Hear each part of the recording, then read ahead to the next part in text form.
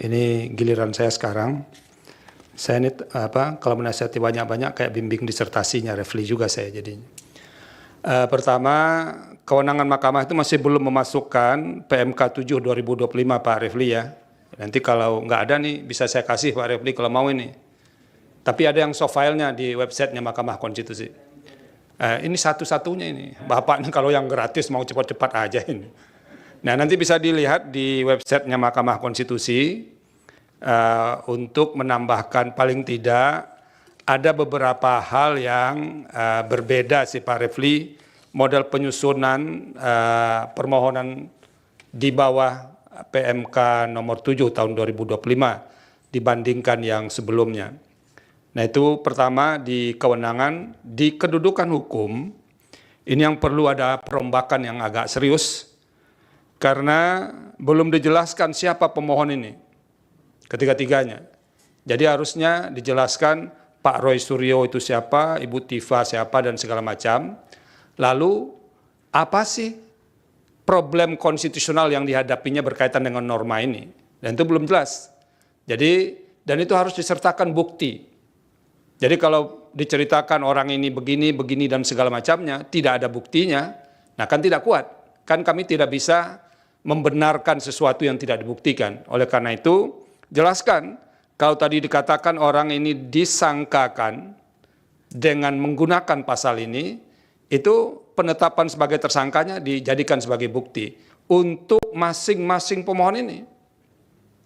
Nah baru setelah itu Pak Refli jelaskan apa hubungan kausal antara peristiwa yang terjadi untuk menjelaskan kasus konkretnya itu dengan berlakunya norma itu yang dimohonkan pengujian itu. Sehingga nanti memenuhi prinsip kausal verban. Jadi ada hubungan sebab akibat antara berlakunya norma yang dimohonkan pengujian dengan kerugian atau setidak-tidaknya anggapan kerugian hak konstitusional yang dialami oleh pemohon. Dan itu sama sekali belum ada di legal standing atau kedudukan hukum pemohon.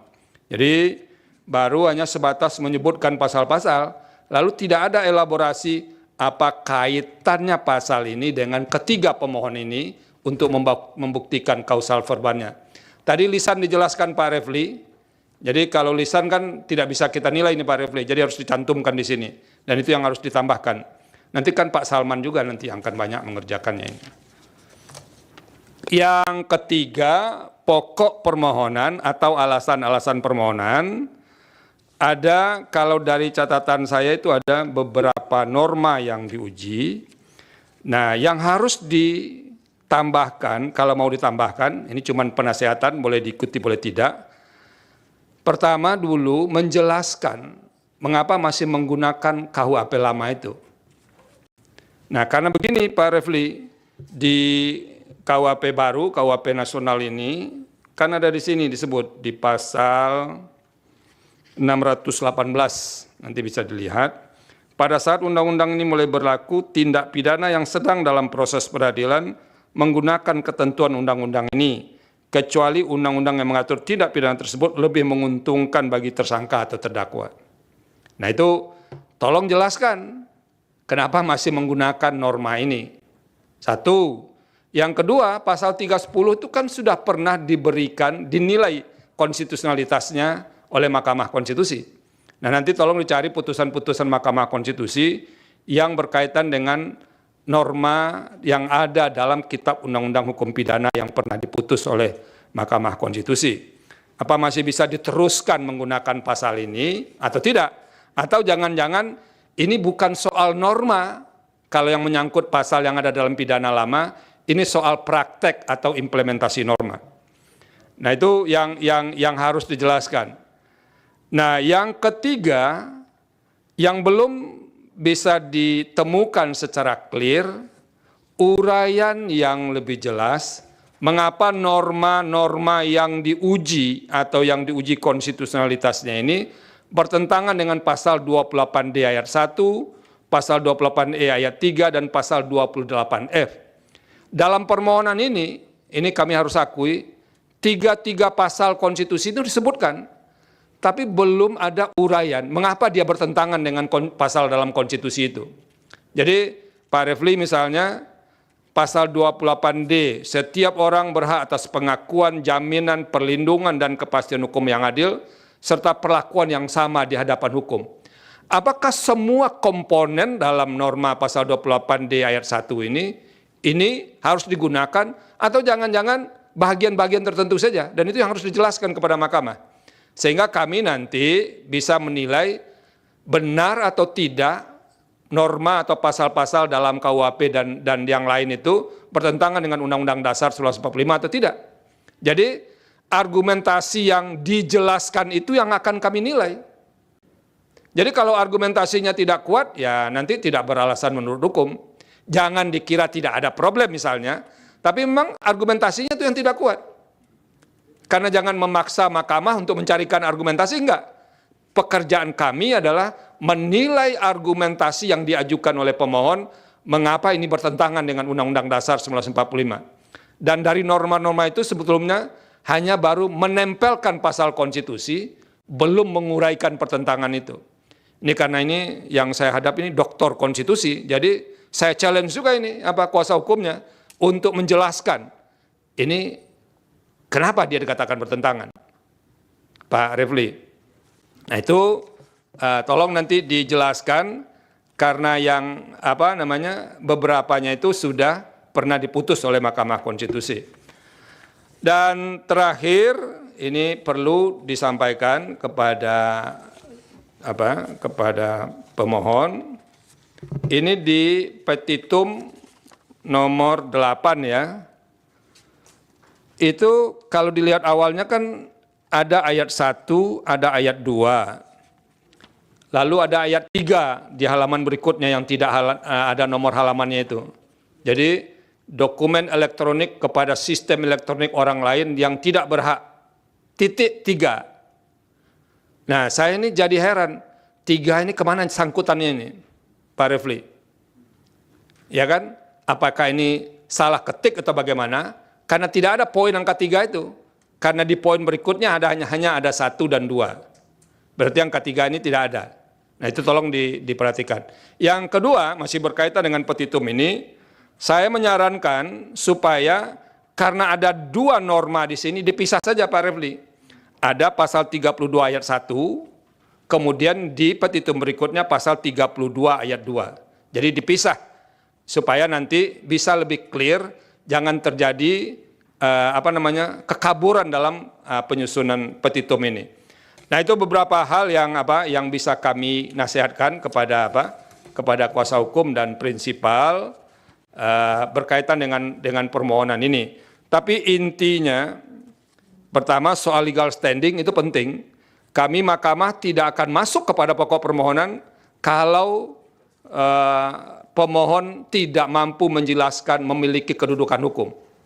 Nah, itu substansi baru kita bahas setelah lolos dari posisi legal standing.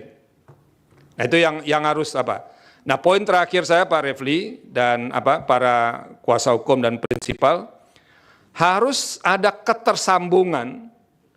Jadi kayak benang merahnya antara apa yang diuraikan di posita dengan petitum. Jadi kalau di petitum dikatakan ini bertentangan dengan Undang-Undang Dasar, kalau tidak dimaknai begini, dan di positanya itu harus ada elaborasi mengapa pemaknaan yang diminta oleh pemohon itu yang konstitusional. Karena ini penting. Putusan mahkamah tidak akan mengabdi kepada kasus konkret. Karena norma ini bersifat erga omnes. Kalau mengabdi kepada kasus konkret, nanti kasus konkret pemohon A terjawab, tapi untuk kebutuhan hukum lain nanti tidak bisa digunakan. Dan itu akan menimbulkan ketidakpastian hukum. Oleh karena itu, harus clear ini dijelaskan. Kalaupun kasus konkretnya dapat untung dari pemaknaan itu tidak akan menghambat kasus-kasus lain yang termasuk kepada prinsip erga omnes dalam sebuah norma hukum, terutama undang-undang. Nah, itu harus kelihatan, Pak Refli. Jangan kasus ini bisa dijawab, tapi kasus lain tadi tidak bisa diselesaikan setelah ada pemaknaan itu. Dan oleh karena itu, di posita itu harus jelas.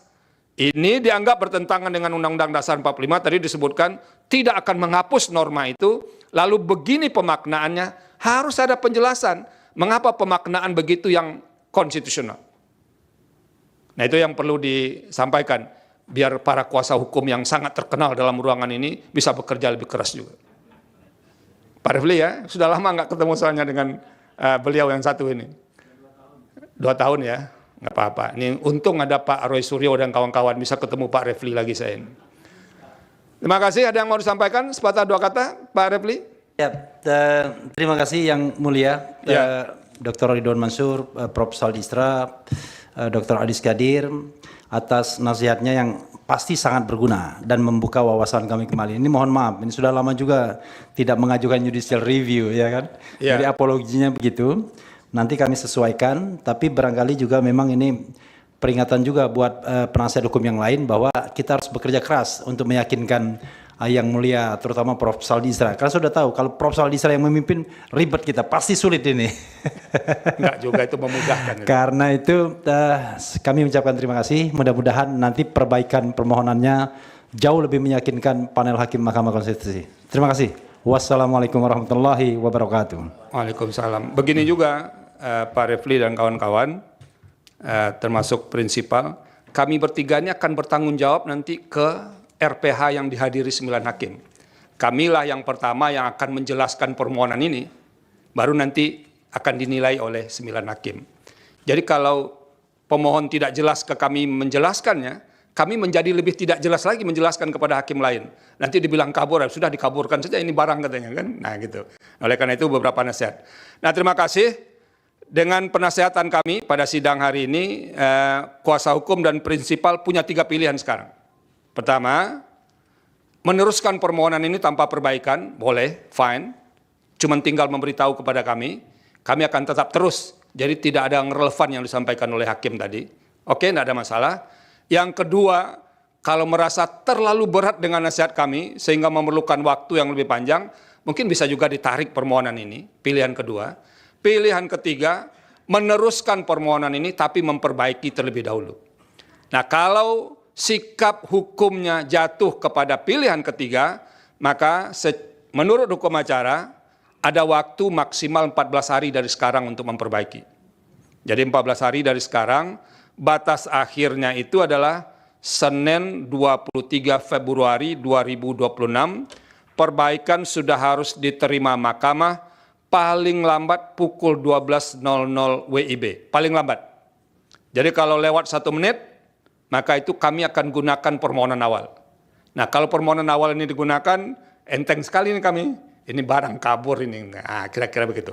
Nah itu batasnya, kalau bisa lebih cepat juga tidak apa-apa, nanti akan ada pemberitahuan selanjutnya, kapan sidang pendahuluan dengan agenda perbaikan permohonan. Itu terserah berpikir mana yang akan dipilih di antara 3 itu, dan yang terakhir, tolong nanti syarat-syarat formil permohonan dilengkapi. Kalau ada kuasa hukum yang belum tanda tangan, nanti tanda tangan semua. 1, bukti-bukti.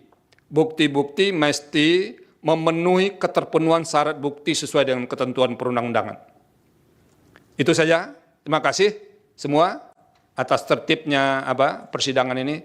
Ini kami agak grogi juga, banyak yang meliput ini. Kalau salah-salah saya bisikan tadi. Kalau salah-salah kita bisa digugat oleh orang-orang ini. Tapi paling tidak, karena yang ada di depan pegang palu kan bisa lebih kuat lah posisinya dikit dibanding yang lain. Terima kasih. Dengan demikian, sidang pendahuluan dengan agenda penyampaian pokok-pokok permohonan dan penasehatan dari majelis panel untuk permohonan nomor 50 PUU 24 Romawi 2026 dinyatakan selesai, sidang ditutup. Hadirin dimohon berdiri. Yang mulia